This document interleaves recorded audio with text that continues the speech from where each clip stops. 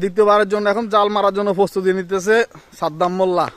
সে কি দেখি সে কি রকম জাল মারে, তার জাল মারার অভিজ্ঞতা কেমন, সে কি মাছ পায় আমরা দেখি। আমাদের আরেকজন কন্টেন্ট ক্রিয়েটর তো মাছ মারতে পারে না, এখন দেখি সাদ্দাম কিভাবে মাছ মারে, জাল মারে, দেখি সে মাছ পায় কিনা। সাদ্দাম এদিকে তাকাও, এদিকে এদিকে পিছনে তাকাও একবার। তুমি তো জাল মারতেছো, তোমার ফিলিংস কি? ইনশাল্লাহ দেখি মাছ উঠবে, সবাই তো মারছে, একবার মারি দেখি।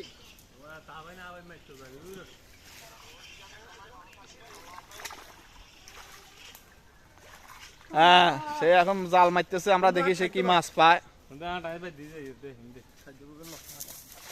ও সেই হয়েছে, সেই সেই সেই হয়েছে। আমরা চাই সেই মাছ কি মাছ পায়। সে জাল টানি উঠেতেছে, আমরা দেখি সে মাছ পাই কিনা। সাদ্দাম এদিকে তাকাও, তুমি কি মাছ পাইবে এই যে খেয়াটা মারছ? ইনশাল্লাহ ইনশাল্লাহ হ্যাঁ ইনশাল্লাহ পাইবা। গান কি মাছ পাওয়ার সম্ভাবনা আছে? তেলাপিয়া না ফাঙ্গাইস না রুই না মিগেল? সব উঠবো। হ্যাঁ আচ্ছা দেখি, তুমি জাল টানো, আমরা দেখি তুমি কি মাছ পাও। জাল টেনে উঠাচ্ছে সাদ্দাম, আমরা দেখি সে কি মাছ পায়।